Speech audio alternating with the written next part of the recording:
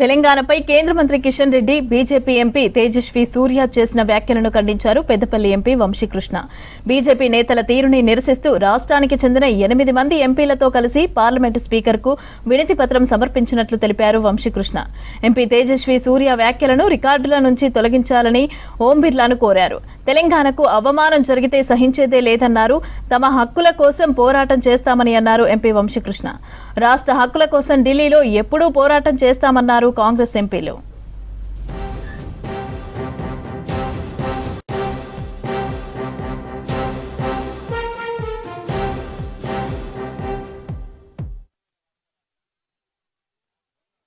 ఈరోజు మేము 8 మంది తెలంగాణ ఎంపీలము రిప్రజెంటేషన్ ఇవ్వడం జరిగింది స్పీకర్ గారికి. కిషన్ రెడ్డి గారు, తేజస్వి సూర్య గారు చేసిన వ్యాఖ్యలని ఖండిస్తూ దాన్ని ఇమ్మీడియట్గా ఎక్స్పాండ్ చేయాలని చెప్పి వారికి రిప్రజెంటేషన్ ఇవ్వడం జరిగింది.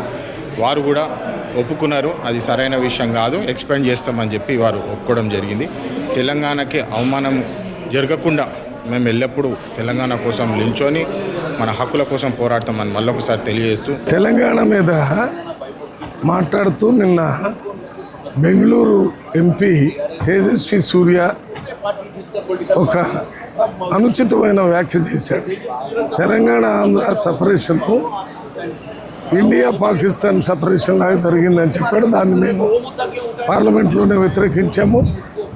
మేము వ్యతిరేకించిన తరువాత మన తేజస్వి సూర్య చేసిన కామెంట్ని సమర్థిస్తూ మన కిషన్ రెడ్డి గారు పార్లమెంట్లో మాట్లాడిన దాన్ని కూడా మేము వ్యతిరేకించాం. ఈరోజు వారు మాట్లాడినటువంటి కామెంట్స్ని రికార్డు నుంచి తీసేయాలని స్పీకర్ దగ్గర మేము 8 మంది ఎంపీలు, మాతో పాటు మన మాణిక్యం ఠాగూర్ గారు కూడా వచ్చారు. దాన్ని వెంటనే స్పీకర్ గారు రికార్డు నుంచి తీసేస్తారని ఒప్పుకున్నారు. వారికి ధన్యవాదాలు. దాంతోపాటు ఇప్పుడు తేజస్వి సూర్య మరి కిషన్ రెడ్డి గారు ఇద్దరు కూడా అన్కండిషనల్ అపాలజీ తెలంగాణ ప్రజల్ని అవమానపరిచినందుకు చెప్పాలని డిమాండ్ చేస్తున్నాం. ఈరోజు ఏదైతే నిన్న తేజస్వి సూర్య మాట్లాడినటువంటి విషయాన్ని డిలీట్ చేయాలని పార్లమెంట్ రికార్డుల నుంచి, రాష్ట్ర విభజన పాకిస్తాన్ ఇండియా కంటే అధ్వానంగా చేసింది యూపీఏ ప్రభుత్వం అని చెప్పినటువంటి విషయాన్ని ఈరోజు స్పీకర్ దృష్టికి మేము ఎంపీలందరం 8 మంది తెలంగాణ కాంగ్రెస్ ఎంపీలందరం కూడా వెళ్ళి స్పీకర్ దృష్టికి తీసుకురావడం జరిగింది. ఎందుకంటే 1600 మంది బలిదానాలు, నీళ్లు నిధులు నియామకాల కోసం వెనుకబడ్డ తెలంగాణ పోరాటాన్ని అంత చులకనగా మాట్లాడినటువంటి తేజస్వి సూర్య మీద యాక్షన్ కూడా తీసుకోవాలని కోరడం జరిగింది.